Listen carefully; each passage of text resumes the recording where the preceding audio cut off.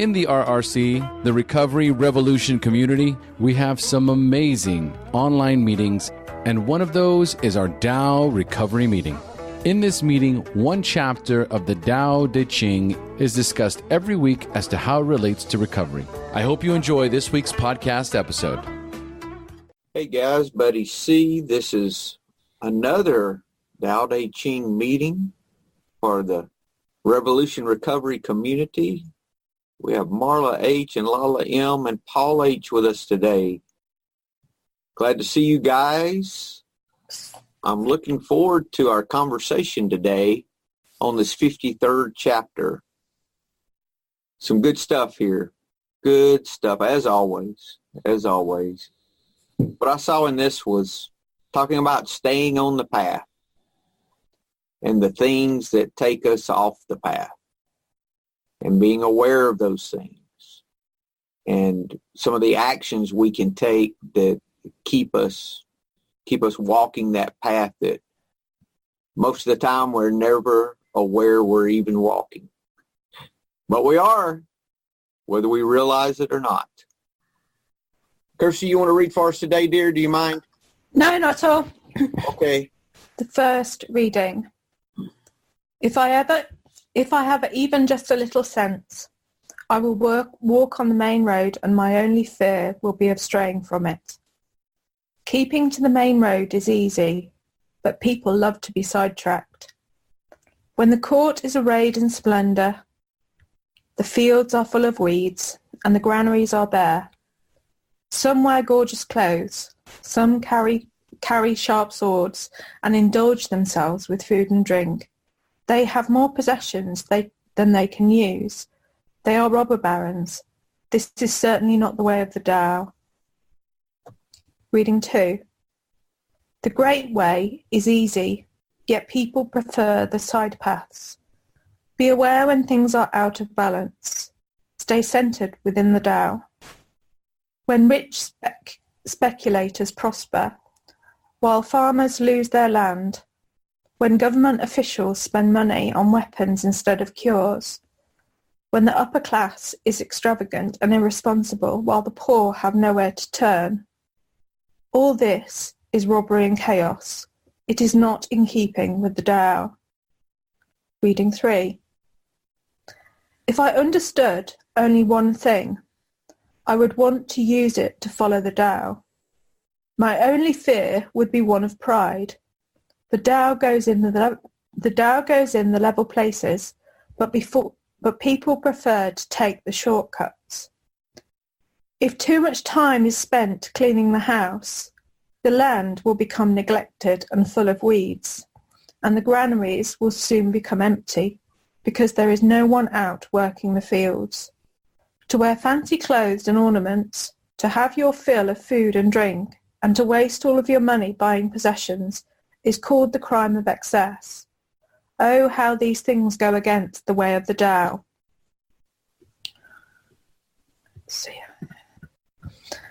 Reading 4. If I had any sense, I'd be trying to get right with Tao, and the only thing I'd worry about would be messing up. It's not that hard to get right with Tao, but people are easily distracted. When the king's palace is full of treasure, Lao Tzu said, ordinary people's fields are smothered with weeds, and the food supplies run out. Today, you see sharply dressed people carrying flashy weapons and living the high life. They earn more than they could ever use, let alone need. They're nothing but gangsters and crooks. That's not what the Tao's about. So what is the Tao about? If it's not about that. It's about 10,000 things, the Tao. Any words of wisdom from that, starting out? Any first impressions? Humility. Yeah. Balance. You have what you need. How about this idea of, he said the only fear would be straying from this path that we're so easily distracted from, right? Because it's not hard to get right with Tao, but people are easily distracted. And I think the rest of this is talking about all of these distractions that get us, that hook us. Paul, you have something? Yeah, I'm just going to say looking outside yourself for the answers when it should be the other way around. You should be looking within. That's what I get out of that. Yeah, that's good. Yeah. So today this is about how, one thing I see is people love to be sidetracked. So this is a lot of learning how to identify when we're getting sidetracked. You know, when we're not staying centered in the Tao, as they say. The third translation, what do you think about this? It says, if I understood one thing, I would want to use it to follow the Tao. My only fear is one of pride. If I had to pick one fear, it wouldn't be a fear of pride. So if you could remove one fear, you had the fear genie showed up, right? Okay. We can remove one fear. What would that fear be? I know what it would be. For me, it would be fear of not finding my authentic self. It wouldn't be fear of losing the stuff I have. Right. I don't know where mine would be. I just had this thought. I hadn't thought about that before, about the fear genie, but That's a really hard question. it is. Yeah. I'm scared of bloody everything. Yeah. Yeah. Yeah. I don't know. I agree with Marla. My biggest fear is not realizing my true self, my purpose. Yeah, I would like to think that would be the fear that I would want removed, but I don't know if I would be that noble. Yeah. I have a lot of self-serving fears that are popping up with that, which shows how much growth I have to go, you know? But the fear of pride would have never came to my attention at all. It wouldn't even made the top 10. No, I don't think that would have made my top 10. I'd like to feel proud sometimes, not of the things I have, but the things I've done and the person I am. Not, it has, you know, this chapter is talking about people with tons of possessions. It's talking about pride in a different way. It's not talking about the kind of pride that you're talking. The pride you're talking about sounds to me a lot like gratitude. Yeah, more like gratitude. Yeah. This is a different. This is the real pride that destroys us. The pride that sidetracks us. Help. Yes. Yes. I think I've been there, because I prided myself on being the person that I thought I should be, and then I lost all of that. And that was, if you'd have asked me 6 years ago, that would have been my biggest fear. Now, actually, having gone through that, I'm kind of glad it happened. And to lose material possessions means nothing to me anymore. Yeah. Because actually, I'm getting rid of all my past life. I'm selling it all. Because it's not me. Okay, don't get me wrong. I still like nice stuff, but what I would fear now, I think most of all, is being on my own, is abandonment. But that's a big thing. That's a kind of an ingrained condition thing. Yeah, it is. What were you going to say, Lala? No, I was going to agree with the abandonment thing. I think I trace a lot of my drinking back to, not that my parents were neglectful, but they were just workaholics. So I had a lot of anxiety due to abandonment. So I actually am using that now as trying to be alone in my own skin, the discomfort of it, to overcome it, rather than getting codependent relationships or drinking over it. It's the fear of being alone, but sitting in it and learning that it's not so bad.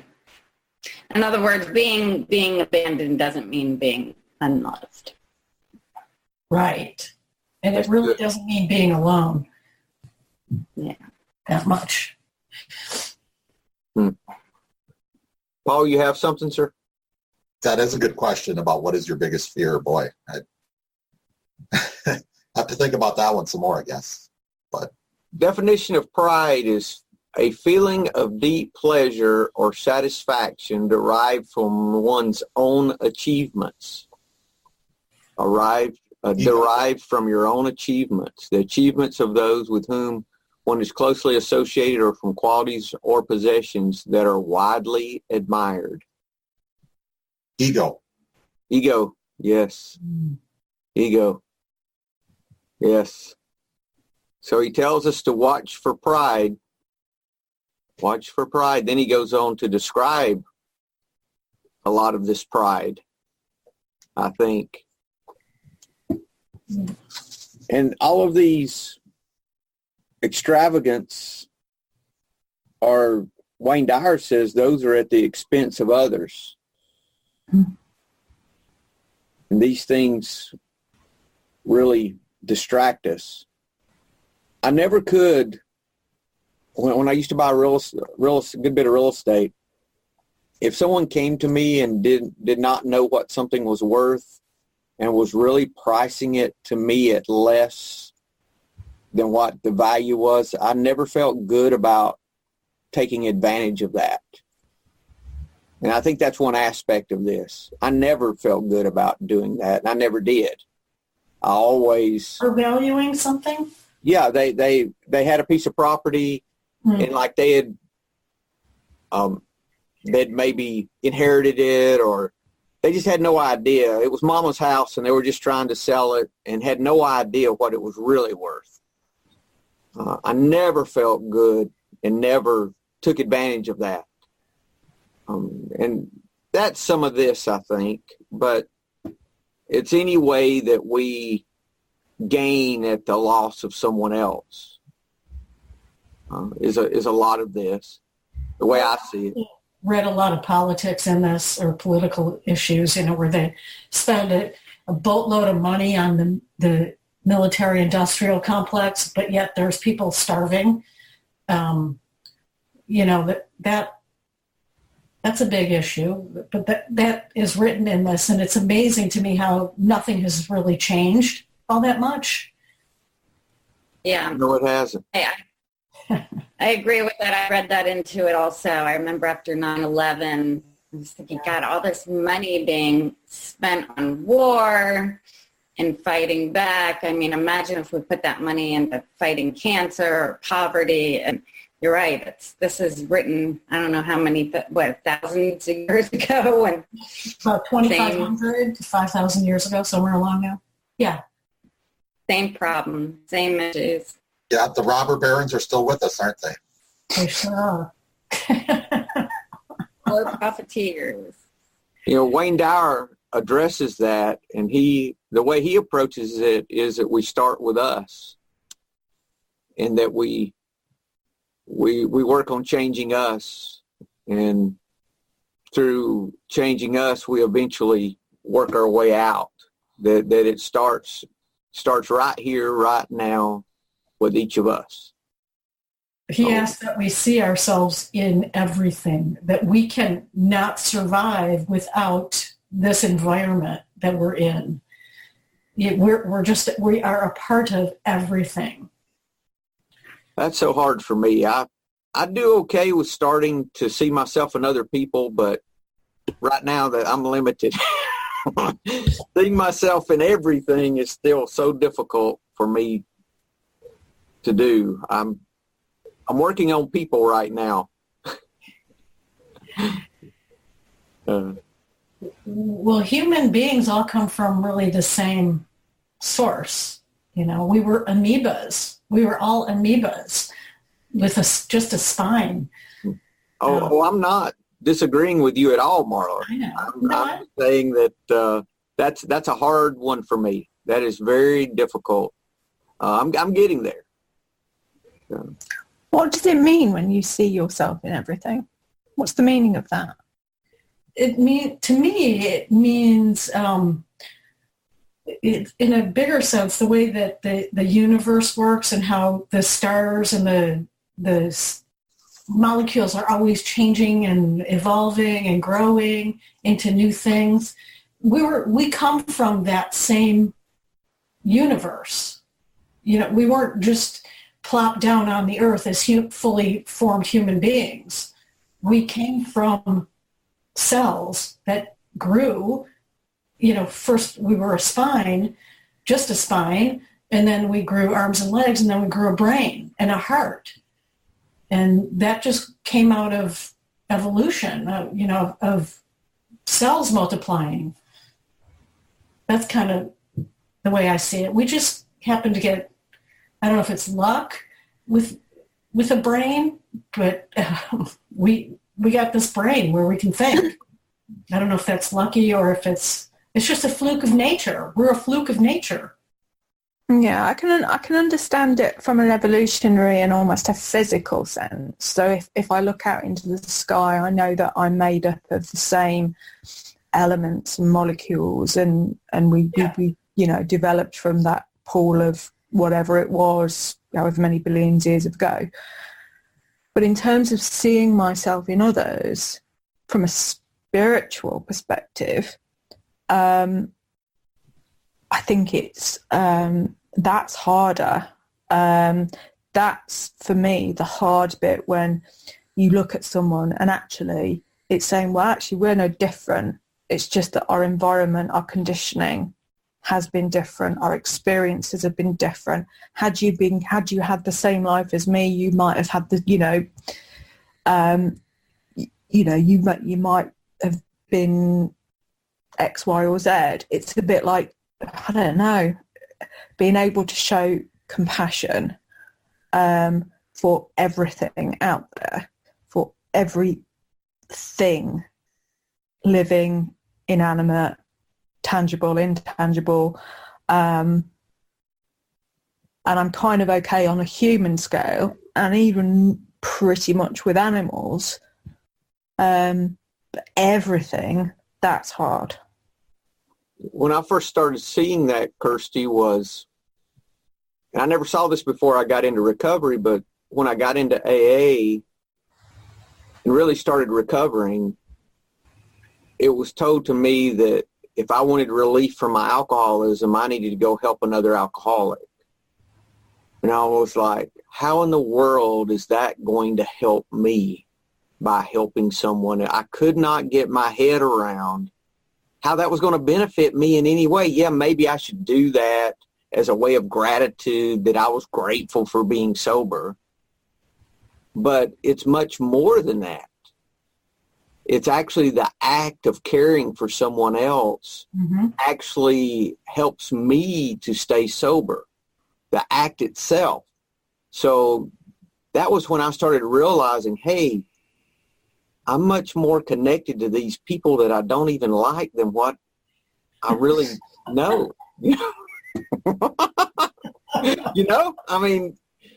My liking them or disliking them or thinking I was part of or not, whatever, made no difference at all. I'm still connected, even though I don't want to be. I am. It created compassion. It did. Which is another thing that I think alcoholics lack, is compassion, especially for others. It's all about us. It's all about me. In the act of addiction, it's very self-centered. It's selfish. It's very selfish. Very selfish. It is. I was going to say, for me, it starts just with the immediate people around. Like, I'm not going to go and see myself in like a white supremacist right now. But like Kirsty was saying, I guess I can see how their situations or whatever happened in their lives led them down that path. But I usually need to start with the people close to me and have the ripple effect from there. Yeah, I know I forgave my parents for whatever by understanding what they came from. And, when you come from a Holocaust generation, things aren't going to be all, happy dippy. So. Yeah, that was a big one for me too. Just forgiveness for the way my parents are. Yeah. Because you're in blame and resentment, that just keeps you drinking and selfish. Exactly. This was what Stephen Mitchell had to say about the 53rd chapter. He was quoting a Zen master. He said, "The great way is not difficult if you don't cling to good and bad. Just let go of your preferences and everything will be perfectly clear." Let go of your preferences. Letting go of the good and bad. Letting go of your preferences. Does that not help us to break down that separateness? The good and bad, I'm already separating things. I'm putting this in this box and this in this box. Yeah.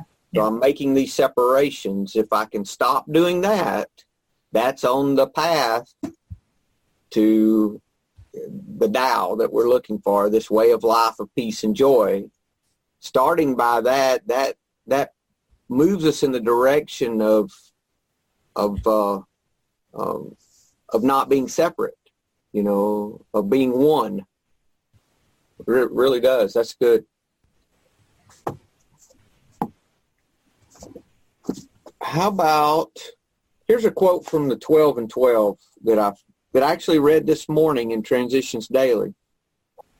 Any of you folks in recovery that would like to get all of I never talk about this, but you can go to dailyaaemails.com, and it's a service, a free service. It's actually an online group that provides all the daily readers, and you can go there and get more information. Also, at the bottom of that URL are a number of podcasts, if you're interested in other recovery podcasts. So they're all at the bottom of that page, too. It's dailyaaemails.com. This is one of the readings from there this morning. We saw that we would need to give constantly of ourselves without demand for repayment. When we persistently did this, we gradually found that people were attracted to us as never before. And even if they failed us, we could be understanding and not too seriously affected. Is that not this path? Yes. Giving constantly, it's interesting. If we give constantly, we don't change instantly. It says that when we persistently did this, we gradually found. We have to give constantly, do it persistently, and we gradually change. It's a process. It's a process, Paul. Exactly. It's a process. And a practice. But it all goes back to giving of ourselves constantly without demands. That's out of the last of the first paragraph on page 116 in the 12 and 12, if anyone wants to look at that. 12 steps and 12 traditions.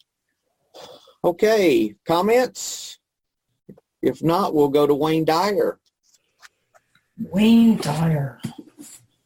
I'm also thinking about this idea of when I harm you, I'm harming me. When I hurt you, I'm hurting me.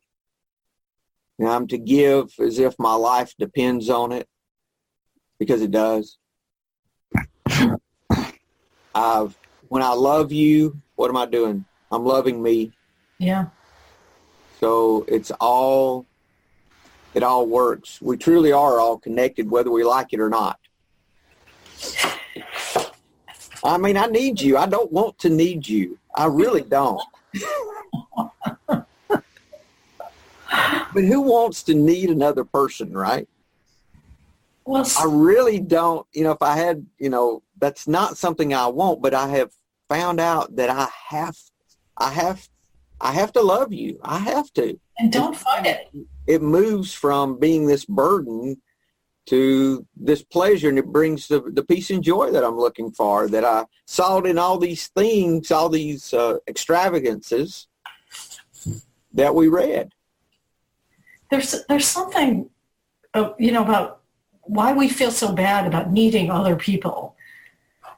And I don't think we should feel that way, because everything needs everything. The plants need the bees, and the trees need the sun, and we're all interdependent. I'm not going to feel bad that I need somebody. Oh, we shouldn't, Marla. I'm not saying that at all. I'm saying that's a defect of mine, is that, definitely. I think a lot of us feel that way. Like, I can do this myself. I don't need anybody. I can do this myself. That's, how I did recovery to begin with. I think What's the difference between needing someone, needing people, and codependency? It's that, I think it's about an attachment. That codependency has an unnatural attachment to that person. Like, I need that person to make me happy. Something like that. Does that make sense? I think. Well, it's like needing others goes back to, we were in tribes before, major society, and, we needed each other to survive.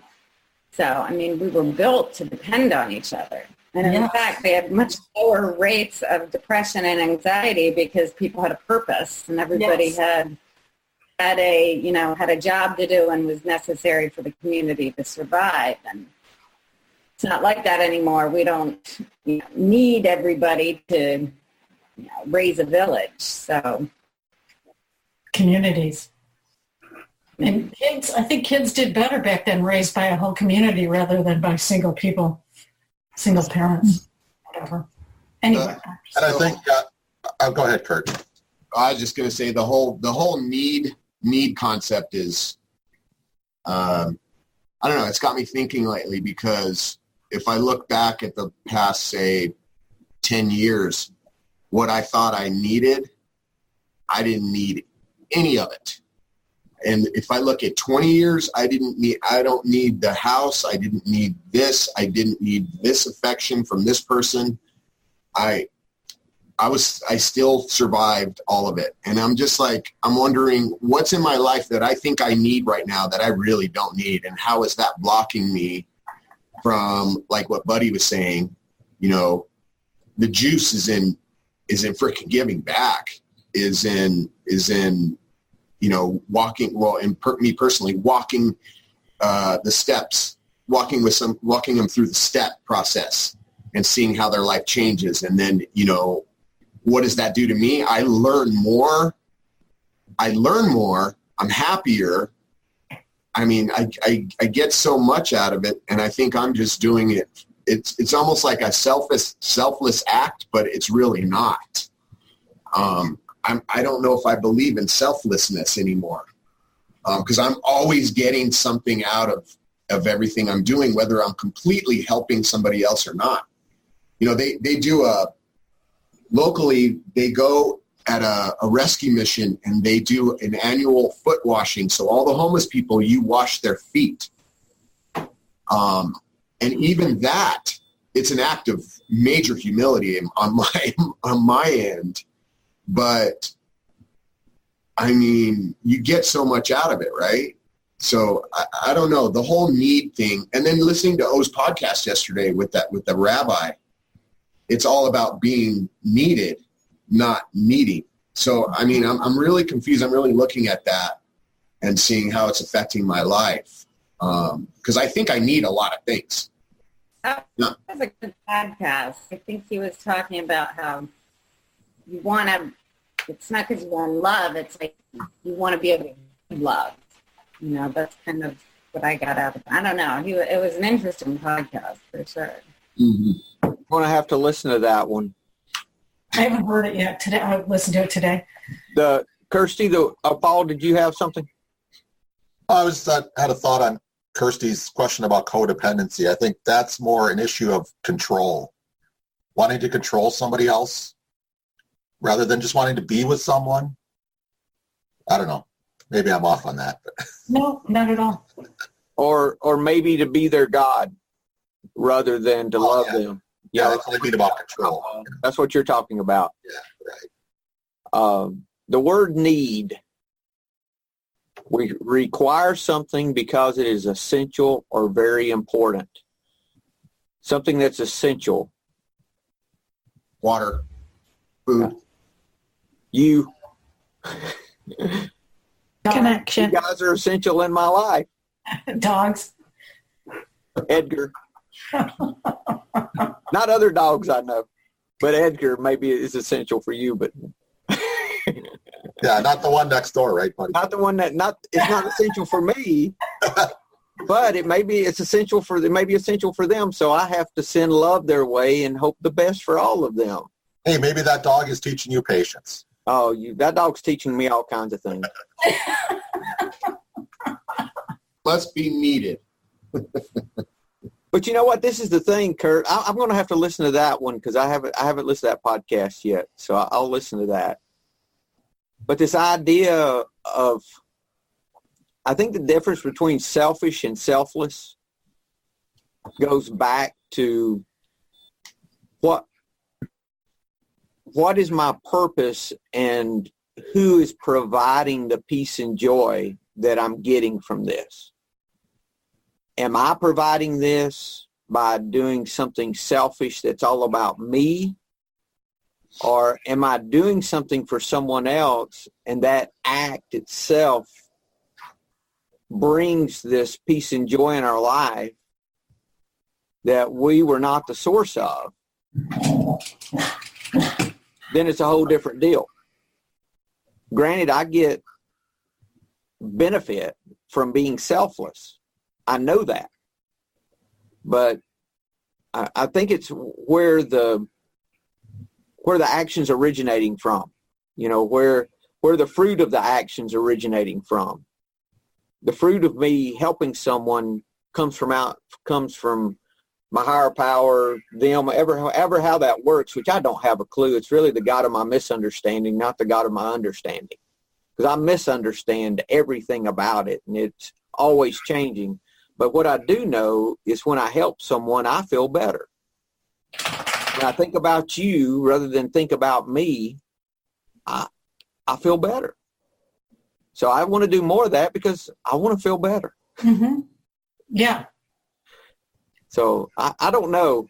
So simple. I just do know that works. I do. And it is required. It is a need. Now, you might put a different name on it rather than use the word need, but I need you, whether I want to need you or not. My ego says, I need nobody.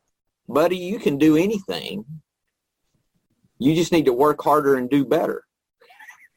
Then the guilt and all the other stuff that the ego uses to impose upon me, you know.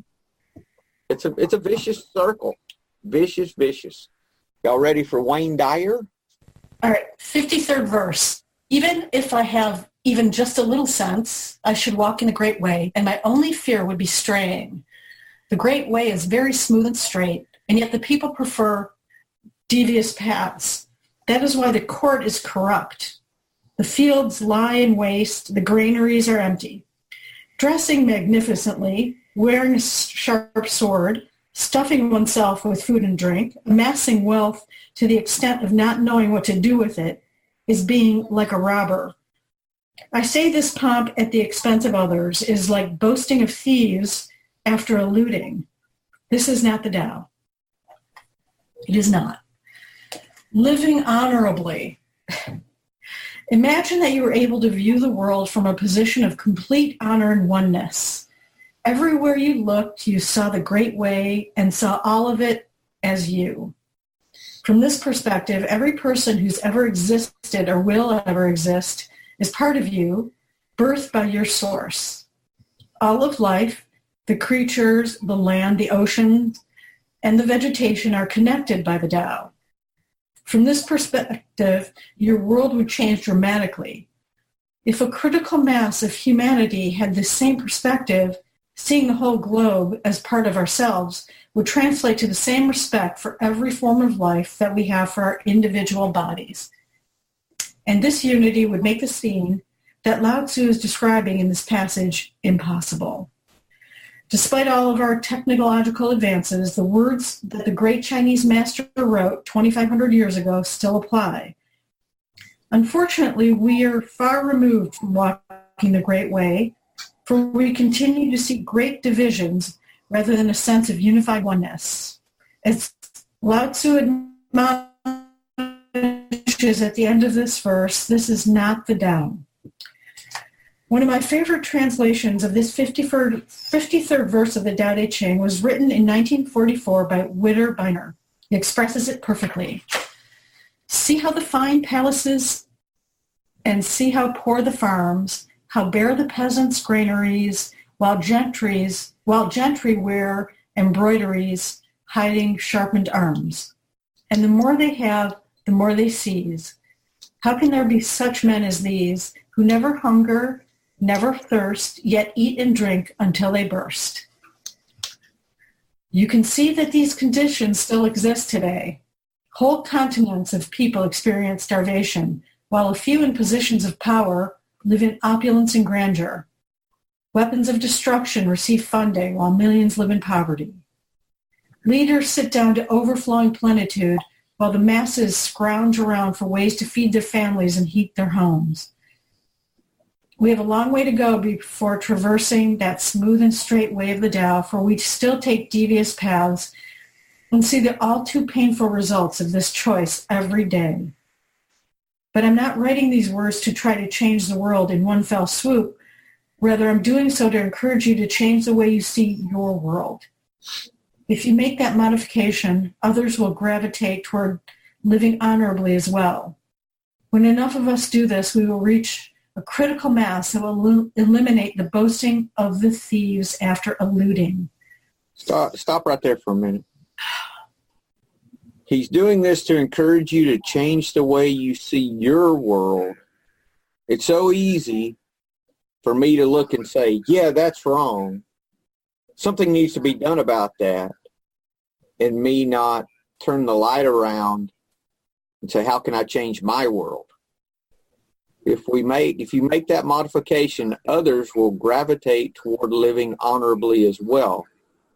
When enough of us do this, we'll reach a critical mass that will eliminate the boasting of thieves after eluding, which we talked about before. Yes, starts with us. What was it? We are the change. Is that? Be the change you wish to see. Be the change you wish to see in the world. Be the change. Hey, that's a good title. Be the change. Let me write that down now. I'm going to continue. Begin by seeing yourself as the environment rather than as an organism within it. I've even coined a word to describe when life forms are whole rather than separate. Enviroorganisms. That sounds better. Understand that you can't survive apart from what it seems isn't a part of you. For you absolutely are the air, the water, the plants, the animals, and everyone else on this planet. Change your worldview to one that completely understands that when anyone else is starving or living in poverty, so are you. See yourself in all others, and you'll find the compassion, love, and willingness that replaces your belief in your uniqueness and differentness. Hold on right there for just a second, Marla. Change your worldview to one that completely understands that when anyone else is starving or living in poverty, so are you. See yourself in all others, and you'll find the compassion, love, and willingness that replaces your belief in your uniqueness and differentness. Mm-hmm. But not only in food and poverty, but like we were talking about before, when I love you, I'm loving me. But when I hurt you, I'm hurting me. So not only in monetary and things, that we can see like that, it's in the little things too. So if I'm attacking anyone about anything, I'm being attacked too. Pretty much. That's just the way it is. And it took me a long time to start seeing that. When I stopped attacking other people, people stopped attacking me for some reason. Funny how that worked. Yeah. Yeah. Anyways. I find this quite difficult because the act of showing compassion for others, and maybe this is part of the process, and being there for other people, for me anyway, is far, far easier than doing it for myself.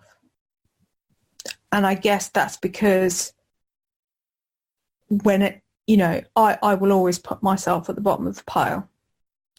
So, and it's been like that. Well, it's always, it was masked by ego and attachment and grasping and all of what we were previously discussing for years. Whereas now the compassion is there and the willingness to help other people is a driving force. Yet if I then turn that back around and think, well, okay, you have compassion for others, therefore you have compassion for yourself, that makes absolutely no sense to me at all, because I don't. Because you still may see yourself as separate and unique. Not as separate, but not worthy of that self-compassion. That's still seeing yourself as separate. Okay. But that's so deep, Kirsty, it may just take time. Yeah, it's deeply ingrained. It's taken me a long time, years, decade, to find some self-compassion for me. And when I have tons for everyone else. And the guilt and shame. The guilt and shame, exactly, Lala. And when we start doing for other people, this was the way it happened for me. I started doing for other people, but I was thinking I was loving people. And this is my overthinking thing, but in hindsight, I can see it. But in retrospect, I was doing things for them, expecting things in return. That's how it started. And when they didn't behave the way I thought they should, I would get upset about it. They don't appreciate what I'm doing for them. Then I realized there's so much selfishness even in this idea of me wanting to help someone else. But I knew that was the path, so I kept at it. And with time, even though my actions may have looked the same, with time, my attitude about those actions started changing. And what that is for me, I think, is me starting to love myself. Because, there's an aspect, and we read about this actually.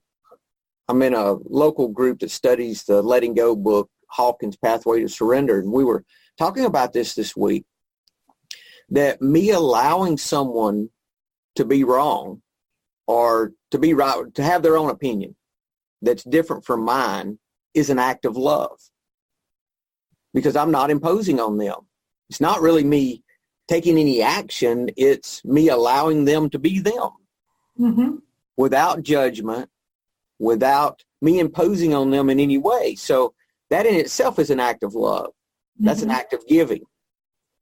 But I found that as I started on that path of giving, first very selfishly, and then with time, even though the actions may look the same, I started changing within. And then with time, I started thinking better of myself too. So what I would suggest is just to continue to do the right actions, and that will follow. That's been my experience. Comments? Yeah, well, I was just thinking in my limited experience on this, being compassionate, that is, and less selfish. one of the things, I don't know, it's just thinking about, you know, how when you're judging others, you're really judging yourself, kind of thing. And I've really caught myself in that. So if all of that holds water, what if I'm showing compassion for other people? It's just what you're saying, buddy. I mean, eventually it kind of comes a full circle. Because I've noticed I've felt more compassion with, say, the homeless on the corner. You know, I'm one of those guys that gives them money. I don't give them sympathy. I look them in the eye. I smile at them. I know they probably have an addiction problem, that sort of thing. So I have compassion that I not necessarily had before. And I don't know, maybe not. But I feel like I've had more compassion for myself in the past couple years. Mm-hmm. So, you know, I think that's linked. I don't know. You know, we change from the inside out. That's been my experience. My actions change last. So if I'm looking for something different in me, my thoughts, which support my fears and my emotions, are going to be some of the last things to change too. So that's kind of the way it's been working for me. It's an inside out change, but the action I take is from outside in. It's the opposite. It's kind of paradoxical the way that, I don't know if that makes sense, but makes perfect sense. That's for me, Kirsty, that's how that's worked. And what I would suggest is just keep on doing the right thing that you know is the right thing to do, and more or less really, I don't want to say ignore how you feel, but just because you don't feel a difference immediately doesn't mean it's not working. It's back to that 12 and 12 quote, that it's constant, gradual, much more gradual than I want, but it is a gradual change. Yeah. So impatient. We are so impatient. I want my patience, and I want it now, you know. I know. I want to be enlightened now. Yeah. Serenity now, you know. Yeah, we're addicts. We want the quick fix, right? That's it. Yes. Any more on this that you want to read, Marla? I just want to read the very last thing about do the Tao now. You read my mind. That's exactly what I wanted to hear. This is really good today. Do the Tao now. Make a daily practice of opening your heart in compassion when you see someone less fortunate than yourself. Give him or her a silent blessing rather than a thought of scorn, ridicule, blame, or indifference. Do the same when you learn how many of them were killed in any skirmish rather than rejoicing about the dead enemies. Say a silent prayer of love and compassion. Live honorably. It just takes a little sense. You know, part of my meditation practice has been opening my heart. I just listened to the Michael Singer book, Untethered Soul again, talking about opening my heart. And so what I've tried to start doing is making a conscious effort just to open my heart as much as possible. And that really does make a difference for me to move toward compassion quicker than what I used to. I'm sorry? Admittedly, I still have a little problem with Nazis and neo-Nazis. I have a hard time opening my heart. I feel bad that they feel such hatred, but you know what I think about all the hatred I feel for them? It goes both ways. It's like hatred begets hatred. I know I'm supposed to have passion, but that's just one group. Yeah, but for nonsensical hatred, hatred doesn't make sense to me. That kind of hatred doesn't make sense to me. So it's fear. It's fear-based.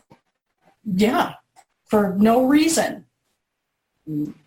So, you know, but opening our heart for me is the first step toward loving instead of hating.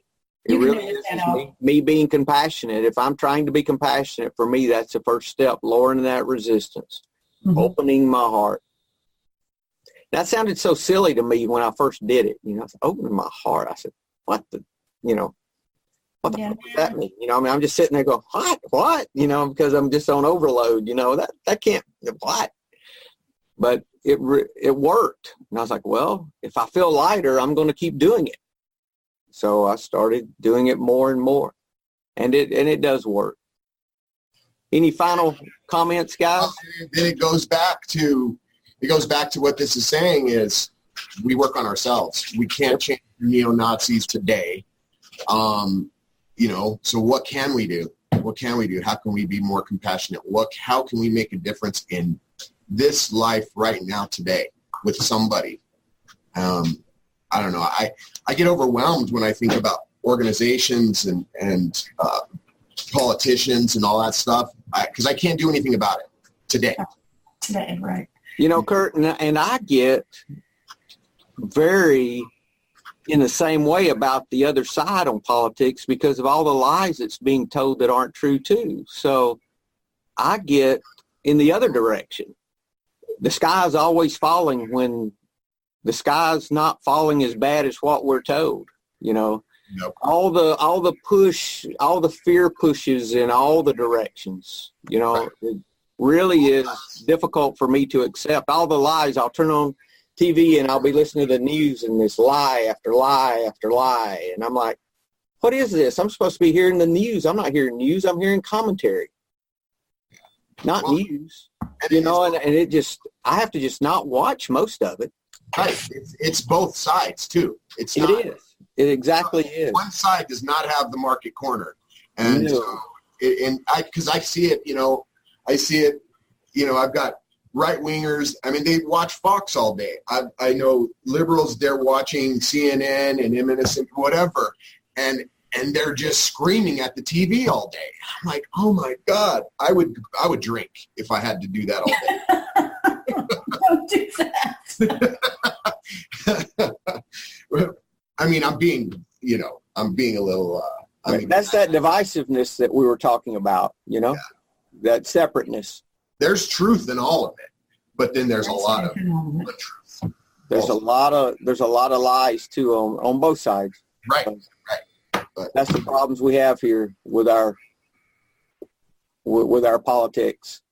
It's a fear-driven system. It's all fear. But anyway, enough of that. If there's nothing else, guys, y'all have a great week, and we'll take it from there. See ya. Later, guys.